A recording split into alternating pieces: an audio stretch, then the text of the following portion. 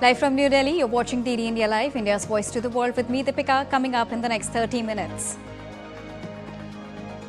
Prime Minister Narendra Modi launches SEMICON India 2025, receives India's first fully indigenous microchip, says chips will now be designed and made in India. Afghanistan earthquake's death toll crosses 1,400 mark, more than 3,000 reported injured, 8,000 plus houses destroyed. Ahead of Zelensky's meeting with top European Union officials, President Putin says Moscow never opposed Ukraine's membership of the European Union.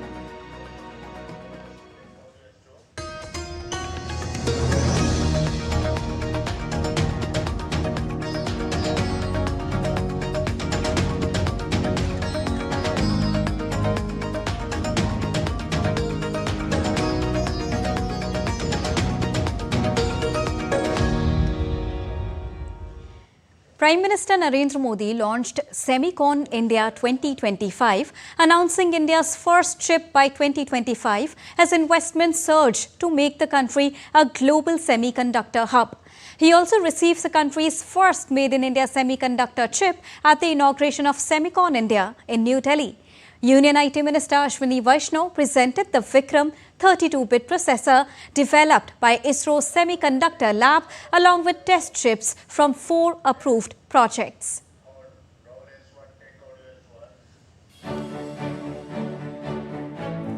वो दिन दूर नहीं जब पूरी दुनिया कहेगी design in India, made in India. Trusted by the world. Semiconductors, the heart of modern technology that power healthcare, transport, communication, defense, space and more. Prime Minister Narendra Modi inaugurated SEMICON India 2025 at Yashobhoomi in Delhi, a major push to make India a global semiconductor hub. The world trusts India.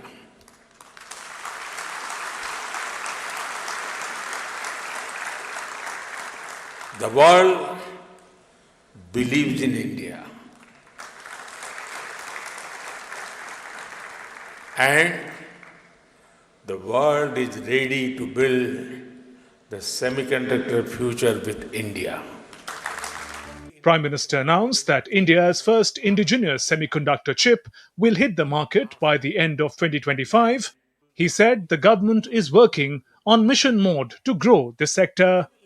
एक तरफ जब दुनिया भर की economies में चिंताएं हैं, आर्थिक स्वार्थ से पैदा हुई चुनौतियां हैं, उस माहौल में भारत ने 7.8% की ग्रोथ हासिल करके दिखाई है. ग्रोथ की यही दिशा है तो भारत को थर्ड लार्जेस्ट इकोनॉमी बनाने की तरफ तेजी से बढ़ना पक्का हो चुका है. 6 chip-making units are already under construction and 4 more approved, attracting investments of over 1.6 lakh crore rupees across 6 states.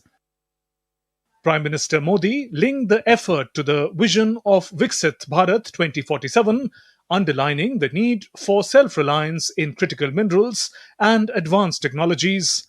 हमारा सेमीकंडक्टर मिशन सिर्फ एक फैब या एक चिप निर्माण तक सीमित नहीं है. हम एक ऐसा सेमीकंडक्टर इकोसिस्टम बना रहे हैं जो भारत को आत्मनिर्भर और ग्लोबली कॉम्पिटिटिव बनाए. भारत दुनिया की मोस्ट एडवांस टेक्नोलॉजीज के साथ इस क्षेत्र में आगे बढ़ रहा है. जो इमर्जिंग टेक्नोलॉजीज हैं उनको भारत में बनी चिप से नई पावर मिले, ये हमारा फोकस है. With more than 20,000 participants, 2,500 delegates from 48 countries and over 350 global exhibitors, SEMICON India 2025 is being seen as India's big leap into the global semiconductor race. With Akshay Dongre, Taposh Bhattacharya's report for DD India. Also addressing the event, India's Minister of Electronics and Information Technology, Ashwini Vaishnaw, said India's semiconductor mission began with Prime Minister Modi's visionary leadership and a razor-sharp focus on execution. He added that the world now looks to India with growing confidence. Just a few years ago, we met for the first time to make a new beginning. Driven by our Prime Minister's far-sighted vision, we launched the India Semiconductor Mission. We collected together a team of globally renowned industry leaders and we started the new journey with laser-sharp focus on execution. And here we are today. In a short span of 3.5 years, we have the world looking at India with confidence. Today, construction of 5 semiconductor units is going on at a rapid pace. Pilot line of 1 unit is completed and we just presented the first Made in India chip to Honorable Prime Minister. India's semiconductor industry has achieved a historic breakthrough, growing at a pace never witnessed before. At the inauguration of SEMICON India 2025 in New Delhi, Ajit Manocha, who is the President and the Chief Executive Officer of SEMI, called the movement both exponential and unprecedented, a sign of India's rapid rise in the global semiconductor race. In an exclusive conversation with DD India, Manocha shared more insights on India's semiconductor journey. Joining me is CEO of SEMI, Ajit Manocha, to talk about the semiconductor SEMICON 2025. Sir, you mentioned during Prime Minister's, when he was here, that exponential growth, you call it a Modi effect. How that is changing the whole gamut of semiconductor industry in the country. It's a $1 trillion economy industry. Believe that India has the potential to grab the most of that share? Well, first of all, the way the industry is growing, it is also unprecedented growth. Last 10 years or 15 years, the IoT has really fueled the growth. And this decade, AI is fueling the growth. And it's really exponential growth happening because of AI. And then quantum is just around the block. Now, almost every country in the world feels that semiconductor industry is very strategic for the country. The reason is that people learned their lesson during COVID and chip shortage, that without semiconductors, our life is grinding hard. Right. So they really want to, plus it has become very important that semiconductor industry is very critical for humanity. The story has gone up and now suddenly everybody is thinking about, will there be a made in India sort of a chip in whatever we are going to use? Well, again, as Modi ji said this morning, that we started late, but we're going to go fast. Yeah. So, yes, India was not very aggressive in driving the semiconductor industry here. And we started, and the policy came out in late 21. And it's definitely making an impact. So I think India definitely has a huge potential because it's a large market, democratic country, English-speaking country, and good vision, good policies of the government. So I think all the stars are aligned in favor of India. Our philosophy is to company neutral, country neutral. I think we focus on the global industry. But let the executives decide what makes sense for them. 2 companies have already announced. They gave the first chips assembled here in the country to Modi ji this morning. So it's going to continue. It will continue. It will continue. So that's the CEO of SEMI saying that the country is arriving, India is arriving, and everybody is now looking forward to having a semiconductor world from the country. With camera person Yogesh, this is Taposh Bhattacharya for DD India from Delhi. And in an exclusive conversation with DD India, Gati Shakti University Vice Chancellor Dr. Manoj Chaudhary shared how India is taking a giant leap in the semiconductors race. Joining me is the Gati Shakti VC, Dr. Manoj Chaudhary. It's a SEMICON 2025 is a huge popular right now, and everybody's talking about it. $100 billion, that's the, people are talking about that India can have that kind of market value in that particular sector by the 2030. How do you see that? Today, semiconductors are at the core of everything. Semiconductors are a need, whether in consumer or whether in strategic or defense sectors. And therefore, with our Honorable Prime Minister's vision and mindset of reform, perform and transform, there has been significant changes in India's landscape. Long neglected semiconductor sector in 2021 and 2022 started through the India Semiconductor Mission, and today 10 semiconductor units in the country have already been announced, worth 1.6 lakh crore. So you mentioned manufacturing sector is going to be playing a major role, but also Prime Minister's vision and the way he has actually championed the cause of semiconductor industry, that actually also led to this massive upscale in the performance of the industry, isn't it? It is a foundational industry. It is in everything, right? And therefore, when we put a focus on semiconductor, and today our 10 semiconductor units, they are very, very important, whether Micron is setting up logic and memory, whether SCL Foxconn is focusing on display driver ICs, whether there is a focus on 3D glass, whether there is a focus happening in industrial and automotive by Tata Electronics. Therefore, the entire ecosystem coupled with the talent of India, which today comprises of 20% of the semiconductor design talent in the world, is from India. And India is powering the most important countries. India has both the talent, it has the technology, and through partnerships, and it has the right kind of investment. Therefore, when we started, we might have started late, but we are on the right journey, and we are accelerating our progress further. And therefore, nobody can stop us now from becoming Viksit Bharat. Viksit Bharat, that's the dream for 2047, and India is looking forward to make it count in the semiconductor industry. With Kapasa Yogesh, this is Tapush Bhattacharya for GT India from Yashobhoomi, Delhi. President Draupadi Murmu graced the 120th Foundation Day celebrations of City Union Bank at Chennai on Tuesday. The President, along with Tamil Nadu Governor R.N. Ravi and Union Finance Minister Nirmala Sitharaman, inaugurated the event. Speaking on the occasion, the President said that the Indian economy is among the fastest growing large economies in the world, and the banking industry plays a pivotal role in its growth story. Adding that the role of banks has expanded beyond financial transactions, more than being just custodians of wealth. The Indian economy is among the fastest growing large economies in the world, and the banking industry plays a pivotal role in its growth story. It is a dynamic economic landscape. The aspirations of people have expanded in a major way. The role of banks has expanded beyond financial transactions. Banks are not just custodians of wealth. Today, they offer a variety of financial services. They are also instrumental for inclusive and sustainable development. Prime Minister Narendra Modi launched Bihar Rajya Jivika Nidhi Sak Sakhari Sangh Limited via a video conferencing today. The objective of establishing the Jivika Nidhi is to provide an easy access to funds at affordable interest rates to community members associated with the Jivika. Addressing on the occasion, Prime Minister Narendra Modi said that empowered women are the cornerstone of developed India. Prime Minister also highlighted how this fully digital initiative will provide Bihar's women with easy financial access, ensure healthcare, housing, and strengthen their leadership in society.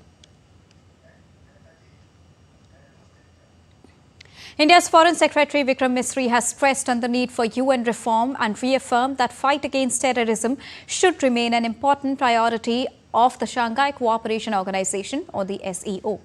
Misri was delivering his remarks at the SEO Plus meeting in Tianjin on Monday, where he also highlighted India's readiness to share its expertise and initiatives for sustainable development with the SEO partners.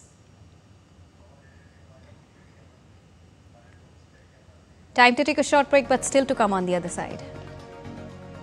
We'll get you update on the 14th edition of Indo-Thai Joint Military Exercise Met 3 that has commenced in Meghalaya.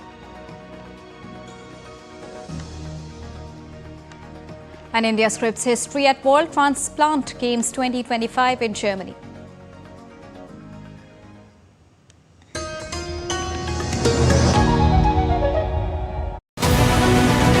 This week on Defence Dynamics, India's tank force takes on the drone challenge.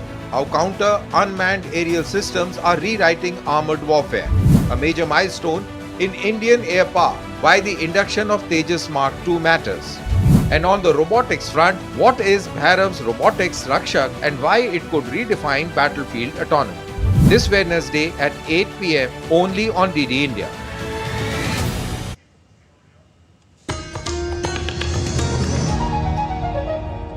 Welcome back after that short break. You're watching DD India Live. Well, Ukrainian President Volodymyr Zelenskyy will meet European leaders in Paris on Thursday to discuss security guarantees to prevent Russian attacks if a peace deal with Moscow is reached. Mikhailo Podolevich, an advisor to the head of Zelenskyy's office, wrote on social media on Tuesday that the Ukrainian leader would meet European Union Chief Ursula von der Leyen, NATO Chief Mark Rutte, German Chancellor Friedrich Merz and UK Prime Minister Keir Starmer. Russian President Vladimir Putin said on Tuesday that Moscow had never opposed Ukraine's potential membership of the European Union. Putin said that he thought it was possible to find a consensus on ensuring the security of both Russia and Ukraine. Earlier, Putin said that he had discussed Ukraine's security at his 15th August summit in Alaska with US President Donald Trump. Tensions between the United States and Venezuela have escalated in recent weeks due to a significant US naval buildup in the southern Caribbean and surrounding waters. Venezuelan President Nicolas Maduro accused the United States of using its naval deployment in the Caribbean to pursue regime changes, while Venezuelan officials claimed the buildup is a threat intended to justify potential intervention. Humano, si tú le preguntaras a Nico, o sea, a mí, Nico, ¿qué mensaje le mandas tú al señor Donald Trump, que es presidente de Estados Unidos? Que busque la paz y en nosotros conseguirá siempre una mano amiga para la paz, con desarrollo, con independencia, con dignidad y respetando, no buscando un cambio de régimen. Presidente Donald Trump, la búsqueda de cambios de régimen está agotado y está fracasado como política en el mundo. US officials stated that the operation targeted threats from Latin America drug cartels, aligning with President Donald Trump's broader agenda to combat drug trafficking, curb migration and strengthen border security. Now, at least 20 people were missing after violent protests sparked in Indonesia by lavish perks for the lawmakers that have come to include anger against police, a rights group said on Tuesday. At least 6 people have been killed since protests erupted last week, intensified by footage spreading of the killing of a young delivery driver by a paramilitary police unit. On Monday, the military was deployed across capital Jakarta as hundreds gathered against outside the parliament and clashes were reported in several other cities. Rescue operations continue in Afghanistan's Kunar and Nangarhar provinces in one of the deadliest earthquakes to hit the country in decades. According to the spokesperson of Taliban administration, the death toll has crossed 1,400. The spokesperson further said that 3,000 people have been injured in the disaster. The search for survivors continue, with authorities focusing on difficult terrains. India was among the first to respond to the disaster, with Prime Minister Narendra Modi expressing condolences and offering humanitarian aid.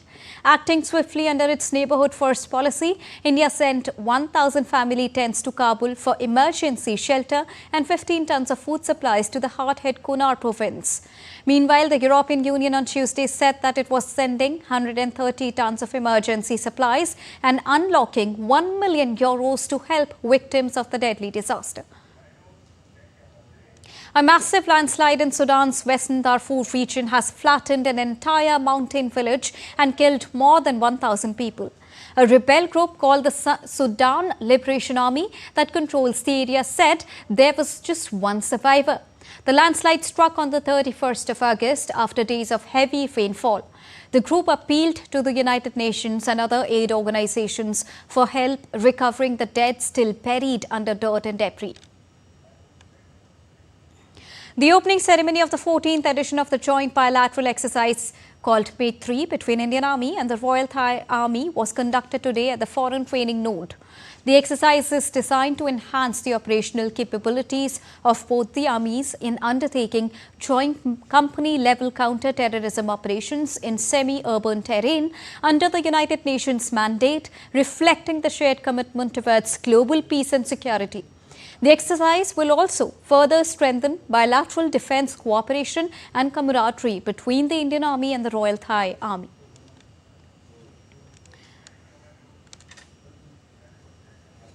Moving on. India has scripted history at the World Transplant Games 2025 in Germany. In the biggest ever participation, Indian athletes have delivered a record-breaking performance, not just winning the medals, but also spreading a strong message about the power of organ donation. Here's a report by DD India correspondent Narayan Singh that brings you more. Take a look. Organ India, an initiative of the NGO Prasar Foundation, felicitated the country's heroes who represented India at the World Transplant Games in Dresden, Germany. The ceremony in New Delhi was graced by Dr. Mallika Nadda, President of Special Olympic Bharat, as chief guest. She lauded the athletes for their achievements and indomitable spirit. I am glad and happy to know that organizations are promoting sports, and sports is being promoted in every sphere. That is an information, and that is a matter of pride for us to know that how people whom we consider our patients are ill, they are not fit, they are fit enough to participate in this high-level sports and games and coming back with so many medals. This year, India sent its largest ever contingent, 57 athletes, including 49 organ recipients and 8 living donors, competing among 1,600 participants from 51 countries across 17 sports. This is the largest contingent to ever have gone from India in the last 40 years, since the inception of the Games. We outdid our own record when we took a team of 32 participants to Australia in 23 and we won 35 medals. These athletes are an incredible bunch of human beings. They not only represent our country on an international platform, but they are also living, breathing examples of the resilience of the human body and spirit in being able to overcome immense adversity and still shine. India registered its best ever performance with a record 63 medals, including 16 gold, 22 silver and 23 bronze medals, nearly doubling the tally of 35 medals in Perth 2023. The achievement placed India at the 13th spot overall. These medals are more than sporting glory. Each victory is a statement proving that life after transplant is full of strength, courage and new possibilities. Their message is clear. Keep your organs alive even after death. Donate life and give others the chance to shine again. Narayan Singh's report for DD India. And now let's take a look at other stories making news around the world in brief. Chile's poodle deers, also the world's smallest deers, are inching towards extinction due to road accidents and animal attacks. Native to Chile Island, these tiny creatures are a source of worry for conservationists. Locals call for swift action, including proposals for road signs, speed bumps, and even a new poodle law to save these tiny mammals. Thousands of Chinese tourists flock Bulgaria's mountain village to attend the famous yogurt festival.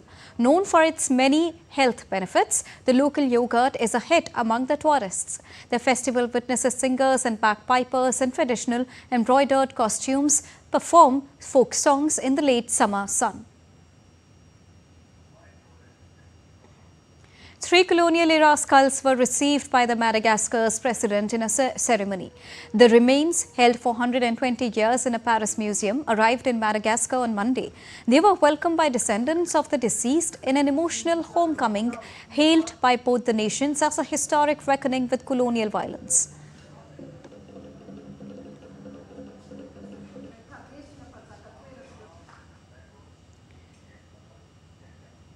And that's all for this edition of DD India Live, but do let us know your thoughts on the news of the day. For those on the go, you can get all the latest news and updates from India and across the world on the DD India mobile app. The app is available on both Android and iOS platforms. Scan the QR code on the screen to download it right now. We'll be back with more news as it breaks here on DD India. I'm Deepika, and from all of us here in New Delhi, thank you so much for watching DD India Live. Namaskar.